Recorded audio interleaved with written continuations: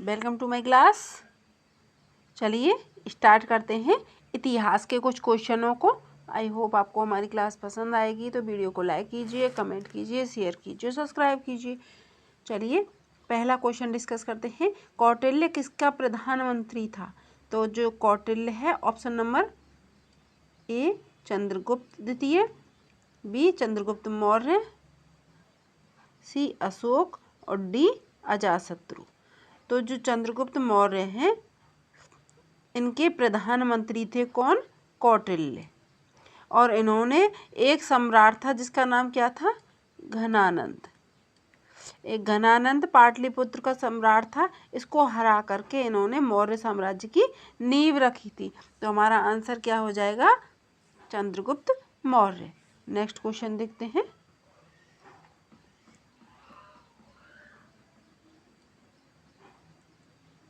बिंदुसार ने विद्रोहियों को कुचलने के लिए अशोक को कहाँ भेजा था?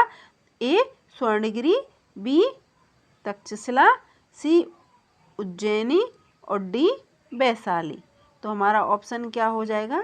बिंदुसार ने विद्रोहियों को कुचलने के लिए कहाँ भेजा था? तक्षशिला में भेजा था।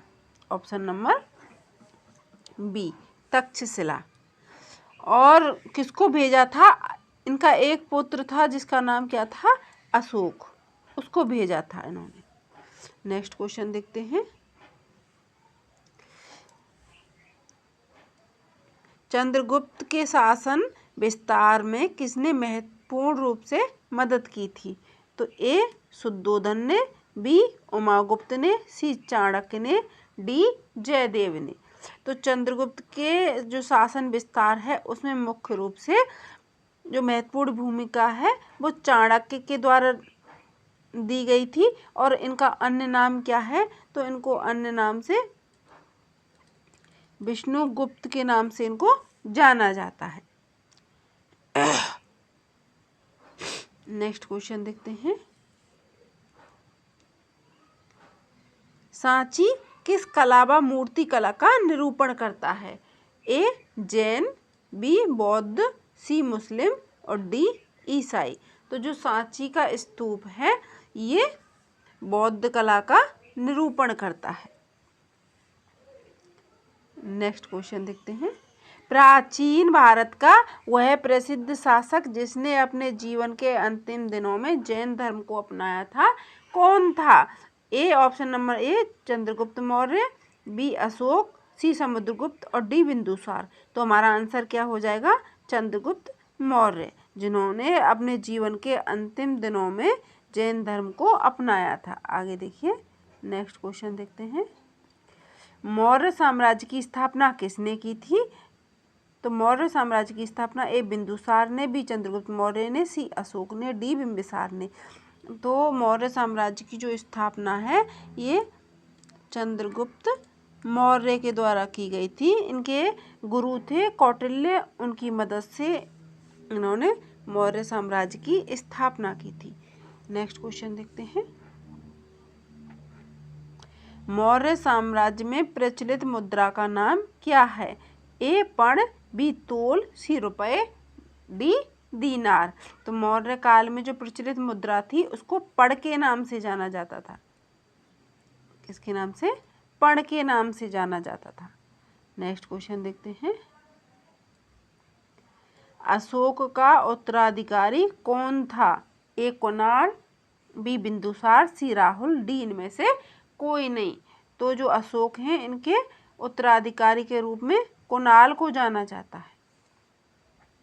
नेक्स्ट देखते हैं। मुद्रा राक्षस का लेखक कौन है? ए अश्वघोष, बी विशाखदत्त, सी कालिदास और डी भास, महाकवि भास। तो मुद्रा राक्षस का जो लेखक है वो महाकवि भास को माना जाता है। नेक्स्ट क्वेश्चन देखते हैं। मालवा, गुजरात एवं महाराष्ट्र किस शासक ने पहली बार जीते थे? ए हर्ष ने, बी स्कंदगुप्त ने, सी विक्रमादित्य ने और डी चंद्रगुप्त मौर्य ने। तो हमारा करेक्ट आंसर क्या हो जाएगा? Option number D, Chandragupta Maurya ने पहली बार गुजरात, मालवा और महाराष्ट्र जो राज्य हैं ये जीते थे। नेक्स्ट क्वेश्चन देखते हैं। मेगास्थनीज की पुस्तक का नाम क्या है? ए अर्थशास्त्र, बी ऋग्वेद, सी पुराण, डी इंडिका। तो जो मेगास्थनीज है इसकी पुस्तक का नाम क्या है? इंडिका। मेगास्थनीज भारत में तीर्थयात्री बनकर के सबसे पहले आए थे। नेक्स्ट क्वेश्चन देखते हैं। अशोक के शिलालेखों की प्रयुक्त भाषा क्या थी? ए संस्कृत, बी प्राकृत, सी पाली, डी हिंदी। तो अशोक के जो शिलालेख हैं इनकी प्रयुक्त भाषा प्राकृत थी, जिसको जेम्स प्रिंसिप के द्वारा कुछ शिलालेखों को पढ़ा भी गया है। आगे देखते हैं। Next question. सांची का स्तूप किसने बनवाया था? ए अशोक ने, बी गौतम बुद्ध ने, सी चंद्रगुप्त ने, डी खारगेन ने। तो जो सांची का जो स्तूप है ये किसके द्वारा बनाया गया था? सम्राट अशोक के द्वारा। नेक्स्ट क्वेश्चन देखते हैं। अशोक के अधिकांश अभिलेख किस भाषा व लिपि में है? ए प्राकृत व ब्राह्मी, बी संस्कृत व ब्राह्मी, सी पाली एवं ब्राह्मी और डी इनमें से कोई नहीं। तो अशोक के अधिकांश जो अभिलेख हैं ये प्राकृत एवं ब्राह्मी लिपि में लिखे गए हैं। नेक्स्ट देखते हैं।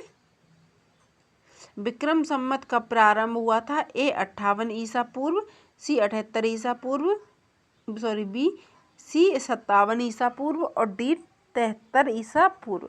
तो विक्रम संवत जो प्रारंभ हुआ था ये 58 ईसा पूर्व में प्रारंभ हुआ था। नेक्स्ट देखते हैं।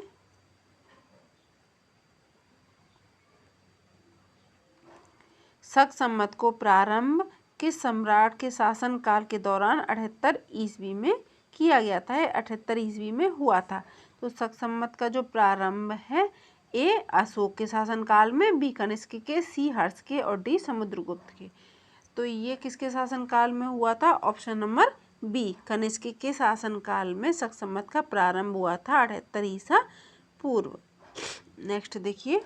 भारत का राष्ट्रीय जो पंचांग है किस संवत पर आधारित है? ए कली संवत, बी विक्रम संवत, सी शक संवत और डी इनमें से कोई नहीं। तो भारत का जो राष्ट्रीय पंचांग है ये ऑप्शन नंबर सी शक संवत पर आधारित है। नेक्स्ट देखते हैं।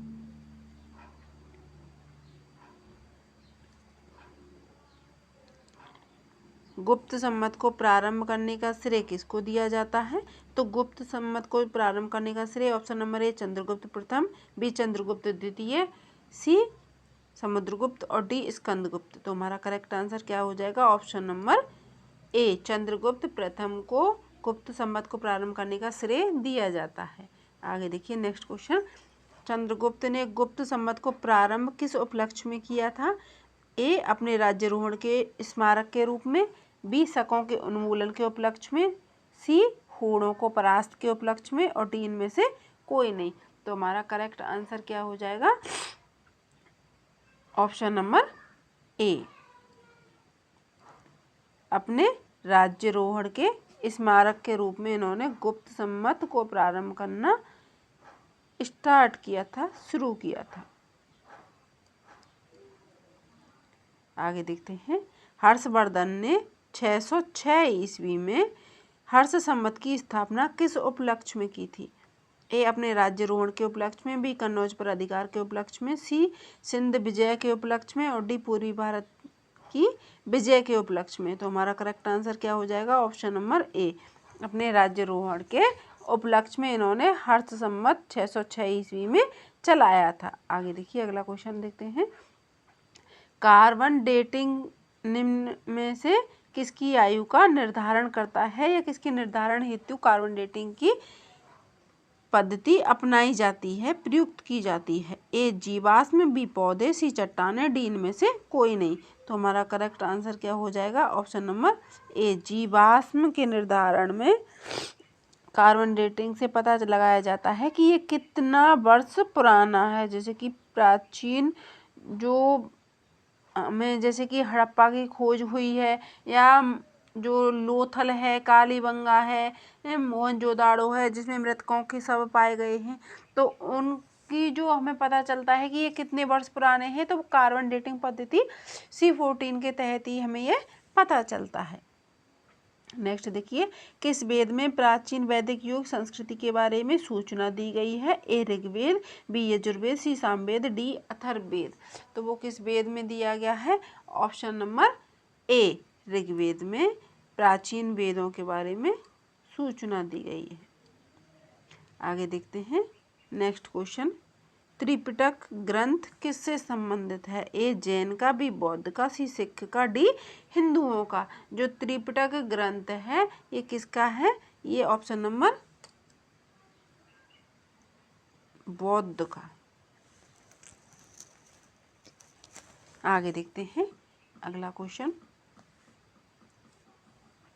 जातक किसका ग्रंथ है? तो जो जातक है ए वैष्णव, बी जैन, सी बौद्ध और डी शैव। तो जो जातक ग्रंथ है ये भी किसका है? बौद्ध धर्म का ही ग्रंथ है। जैसे हिंदुओं का होता है ना श्रीमद् भागवत गीता, रामायण, उसी प्रकार से इनका भी जो जातक है ये धार्मिक ग्रंथ है। नेक्स्ट क्वेश्चन देखिए, कौटिल्य के अर्थशास्त्र में किस पहलू पर प्रकाश डाला गया है? ए आर्थिक जीवन, बी राजनीतिक नीतियां, सी धार्मिक जीवन और डी सामाजिक जीवन। तो हमारा करेक्ट आंसर क्या हो जाएगा? ऑप्शन नंबर बी, जो राजनीतिक नीतियां हैं इन पर प्रकाश डाला गया है। किसमें? अर्थशास्त्र में। अगला देखिए, कल्लड़ की पुस्तक का नाम क्या है? ए अर्थशास्त्र, बी इंडिका, सी पुराण, डी रजत तंगड़ी। तो हमारा करेक्ट आंसर क्या हो जाएगा? ऑप्शन नंबर डी, रजत तंगड़ी जो पुस्तक है ये कल्लड़ के द्वारा रचित है। नेक्स्ट देखिए, अष्टाध्यायी किसके द्वारा लिखी गई है?